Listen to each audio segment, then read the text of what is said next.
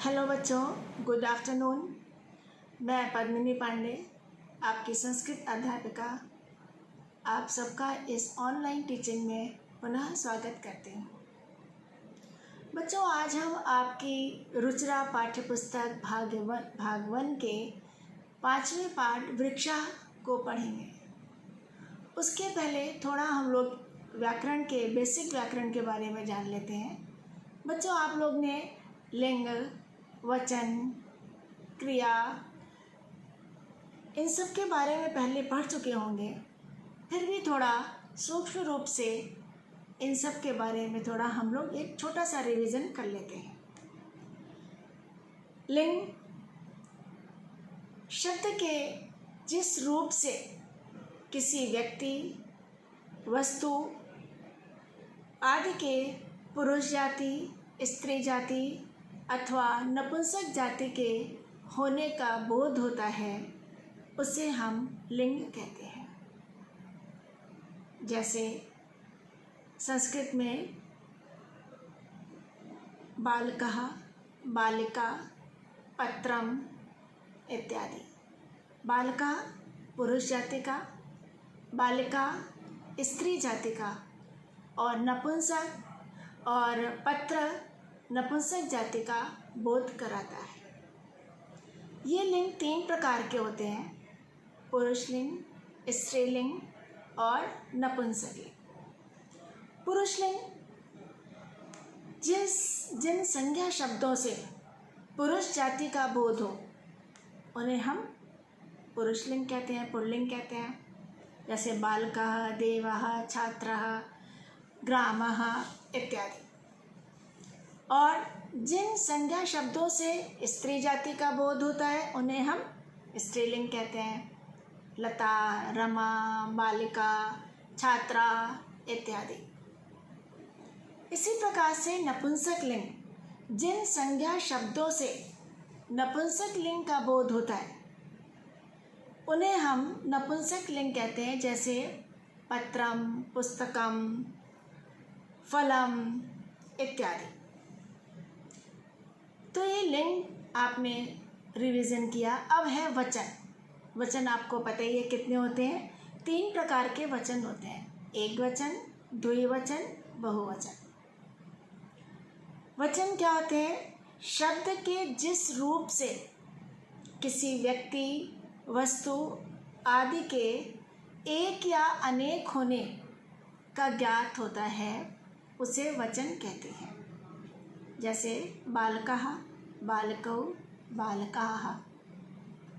बच्चों, बालकः एक वचन, बालकौ 2 वचन और बालकाः बहुवचन। इसी अब आइए देखिए क्रिया। क्रिया यानी करना। जिस शब्द अथवा उसके समूह से, शब्द समूह के द्वारा किसी क्रिया या उसके होने का बोध होता है या करने का बोध होता है, उसे हम क्रिया कहते हैं। क्रिया मतलब करनी, जैसे पढ़ना, लिखना, हंसना, जाना। तो संस्कृत में हम इसको कैसे करेंगे क्रिया को? पठति, हसति, लिखति, गच्छति इत्यादि। इस प्रकार से जो क्रियाएं होती हैं, उन्हें हम क्रिया कहते हैं। इस प्रकार हम लोगों ने देखिए लिंग, वचन, क्रिया के विषय में एक छोटा सा रिवीजन किया। तो बच्चों, आज हम आपको वृक्षा पाठ के विषय में पढ़ाएंगे। वृक्षा पाठ पढ़ाएंगे। वृक्ष यानी पेड़। ये पाठ, इस पाठ की एक सुंदर रचना जिसे डॉक्टर हर्षदेव माधव ने किया है। वृक्ष के विषय में बच्चों बहुत ही सुंदर पंक्तियाँ इन्होंने लिखी हैं। आप सबको पता है कि हमारे जीवन में वृक्ष का कितना महत्व होता है। बच्चों, मानव और प्रकृति ने हरे भरे पेड़ बनाए और वृक्ष हमारे जीवन का आधार है। ऑक्सीजन के साथ साथ हमारी अन्य आवश्यकताओं, हमारी सुरक्षा भी करता है। आदिकाल आज से ही नहीं, आदिकाल में मनुष्य पेड़ों की छाल बनाकर अपने वस्त्र बना करके अपना तन ढकता था और वृक्ष की लकड़ी से हथियार बनाकर अपनी सुरक्षा करता था।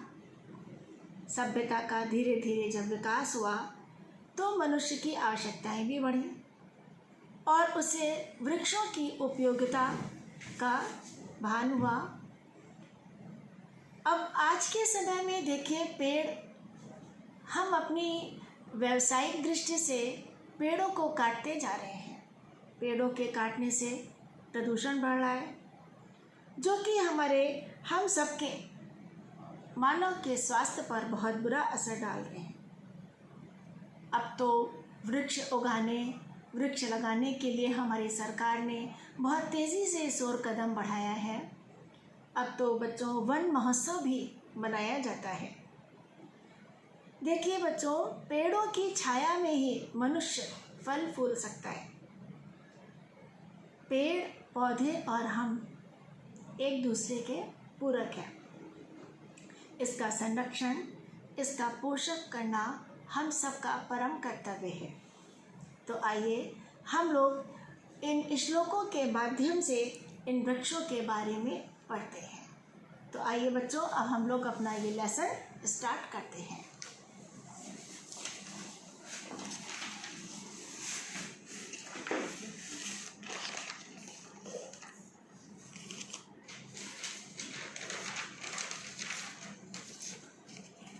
वृक्षः यानी पेड़।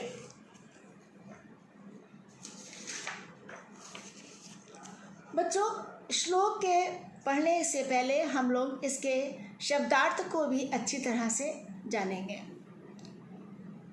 वने वने निवसन्तो वृक्षाः वनं वनं रचयन्ति वृक्षाः। वने वने निवसन्तो वृक्षाः वनं वनं रचयन्ति वृक्षाः। वने वने यानी प्रत्येक वन में, निवसन्ता रहने वाले, रचयन्ति रचते हैं या बनाते हैं। श्लोक का अर्थ देखिए, हर वन में पेड़ ही निवास करते हैं।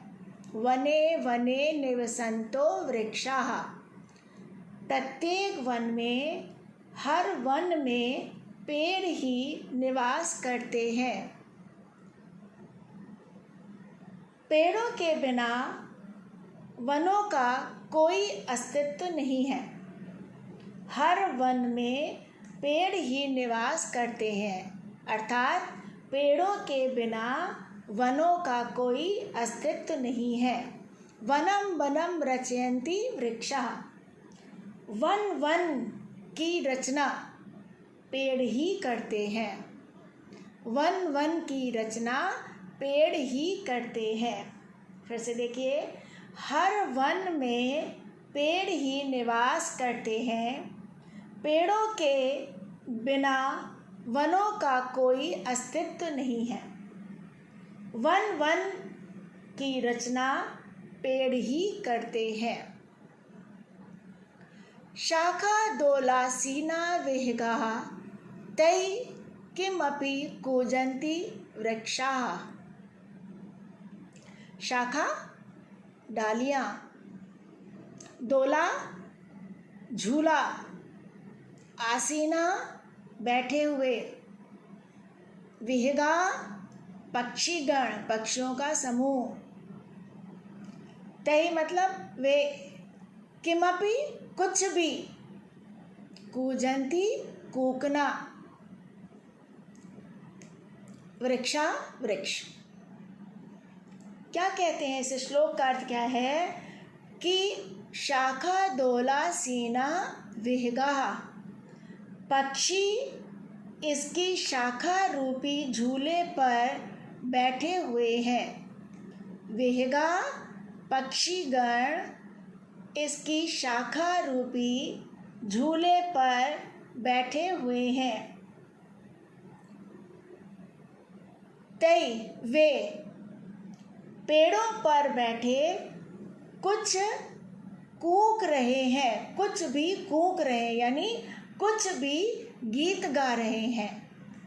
शाखादोला सेनाः वेगाः, पक्षी इस शाखारूपी झूले पर बैठे हुए हैं। तै किमपि कूजन्ति वृक्षाः, वे पेड़ों पर बैठे कूक रहे हैं, यानी या कुछ गीत गा रहे हैं। शाखारूपी झूला यानी कि जो पेड़ की डालियां हैं उस पर बैठे हुए वो ऐसा लग रहा है कि मानो झूला झूल रहे हैं। पक्षीगण शाखारूपी झूले पर बैठे हुए हैं, वे पेड़ों पर बैठकर कूक रहे हैं। कवि कहता है शायद कोई गीत गा रहे हैं।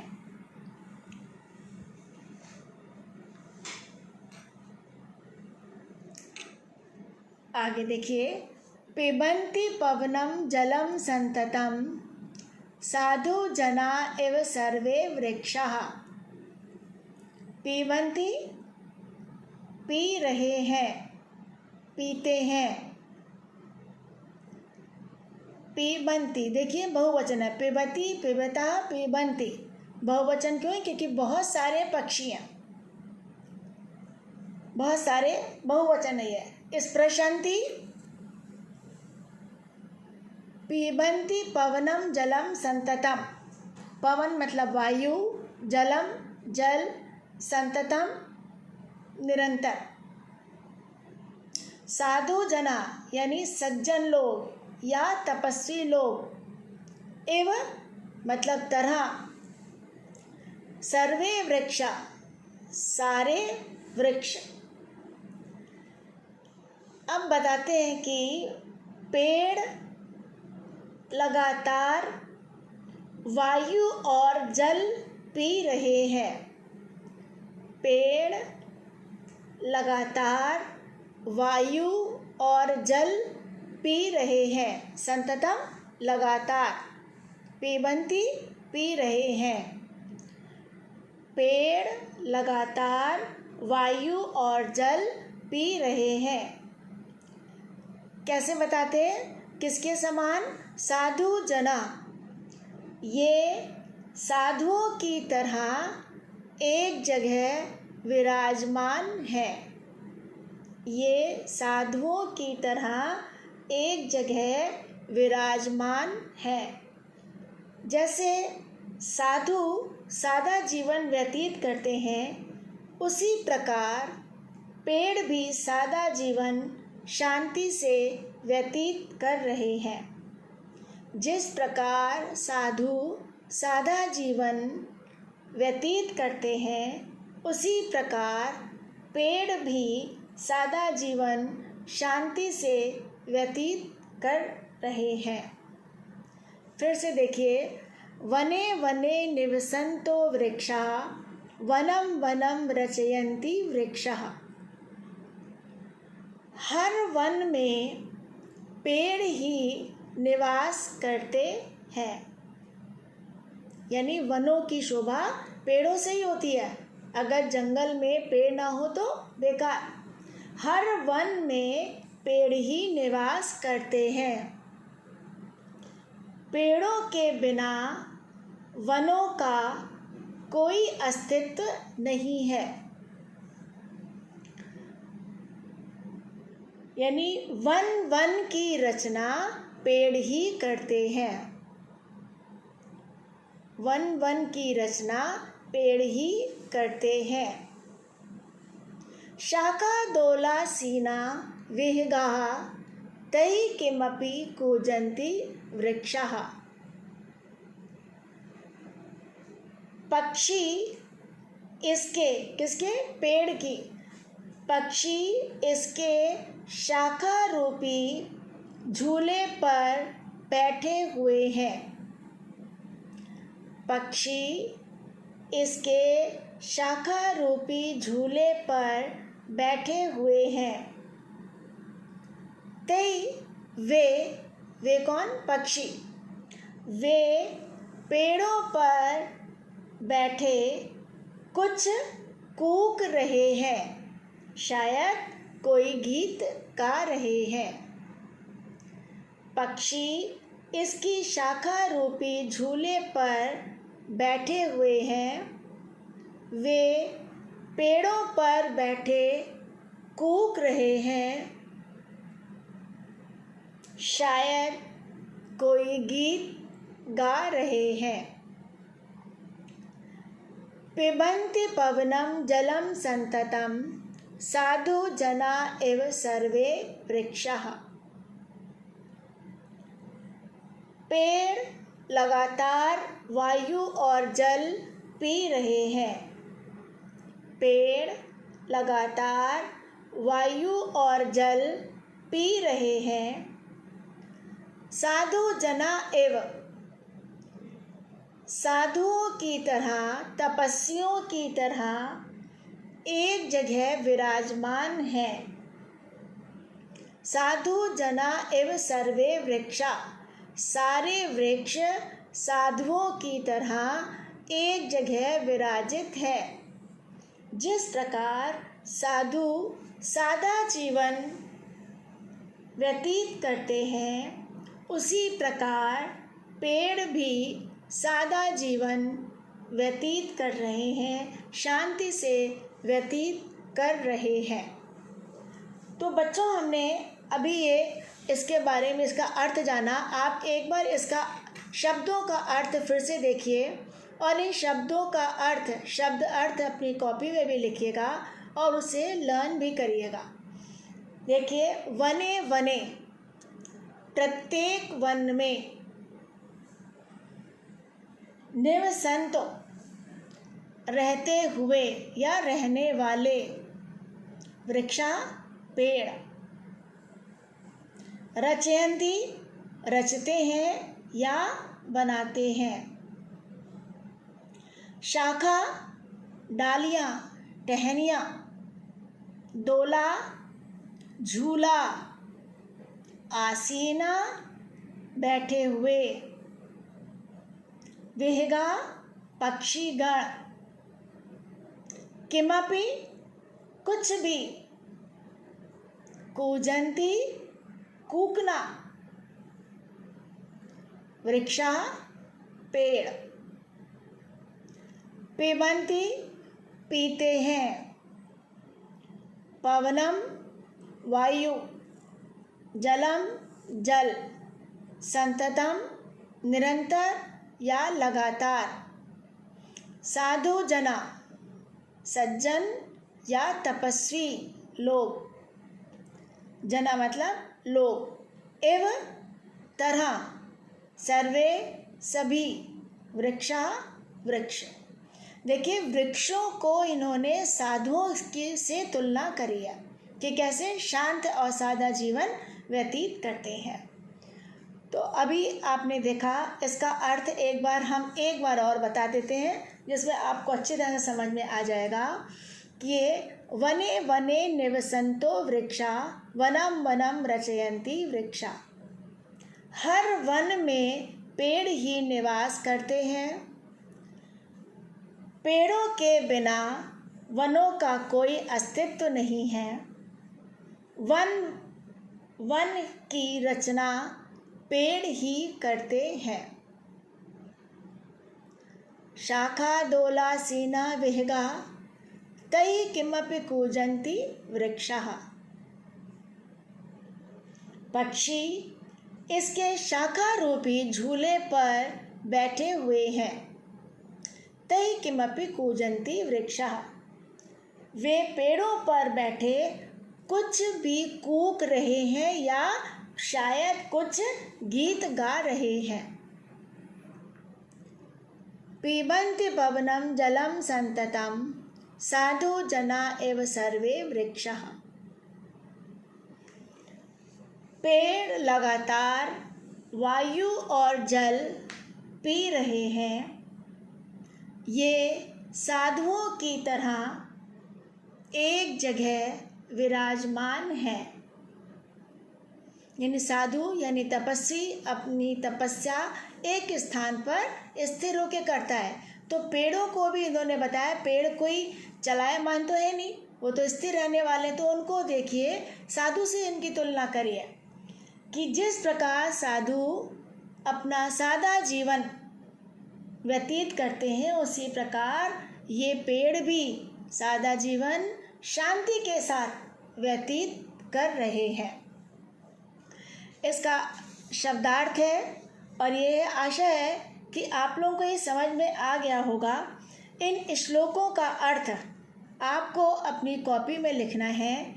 हम आपको अर्थ लिख करके, आपको असाइनमेंट है उसे आप अपनी कॉपी में उतारिएगा, और इसके शब्दार्थ हैं उसे भी बच्चों आप कॉपी में उतार कर उसे लिखिएगा। देखिए बच्चों, इन श्लोकों का आप अच्छी तरह से उच्चारण करिएगा और उसे याद करिएगा। ये आपकी परीक्षा में लिखने के लिए आते हैं और शब्दार्थ भी आते हैं। इनमें श्लोकों को लिख करके याद करिएगा, जिसमें इसके हलंत और विसर्ग का खास ध्यान रखिएगा। तो ये आपने वृक्षा पाठ के बारे में, वृक्षा के 3 श्लोक पढ़े। आगे हम आपको जो है इसके बारे में फिर पढ़ाएंगे और आगे हम इसका अभ्यास भी कराएंगे। आशा है कि आप लोगों को श्लोकों का अर्थ अच्छी तरह से समझ में आ गया होगा। अगले टर्न में आगे के श्लोक और अभ्यास वाले प्रश्न हम लोग करेंगे। आज के श्लोक और उसके अर्थ कॉपी में लिखिएगा। श्लोकों को अच्छी तरह उच्चारण करके याद करिएगा।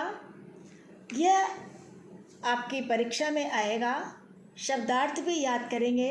तो बच्चों, आप लोग अब तुरंत अपनी कॉपी निकालिए और उसे आप लिखेंगे।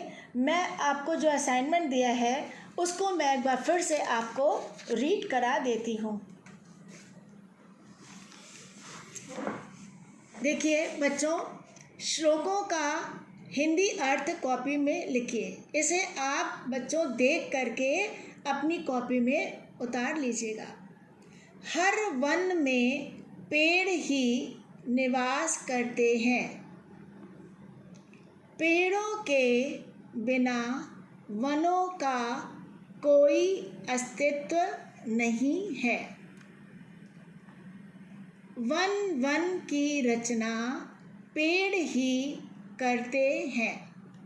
मैं आपको इसलिए पढ़ के यहाँ पे बता रही हूँ, जिसमें आपको हो सकता है कोई वर्ड समझ में नहीं आया कि क्या लिखा है, तो बच्चों देख करके सही उतारिएगा स्पेलिंग को और अच्छी राइटिंग में लिखिएगा।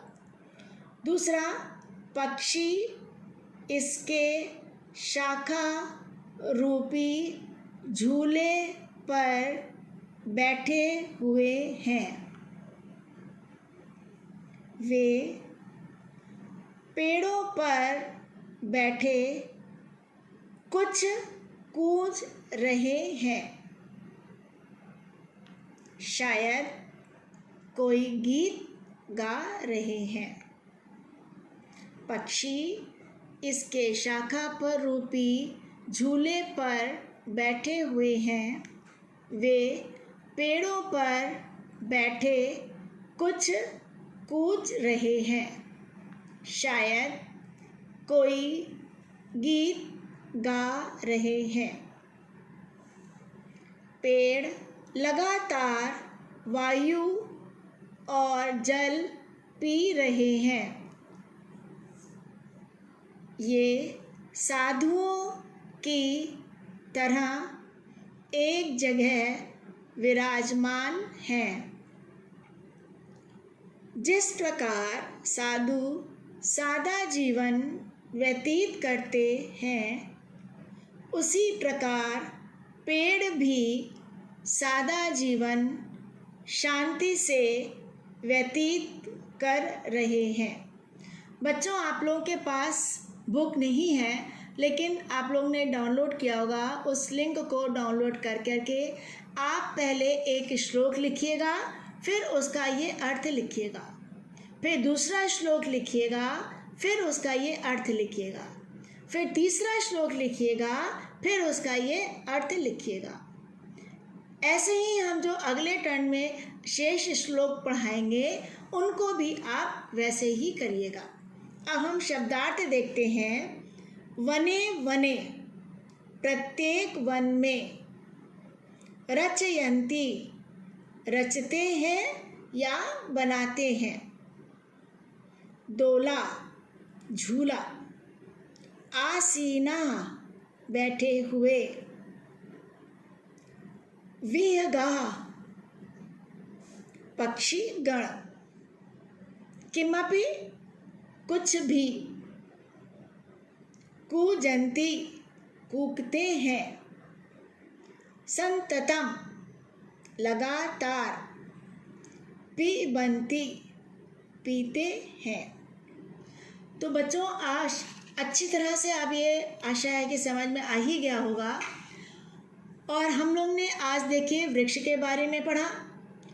आपको हमने उसको पढ़ाने से पहले लिंग, वचन, क्रिया इनके बारे में थोड़ा आपको सूक्ष्म रूप से रिवीजन करा दिया।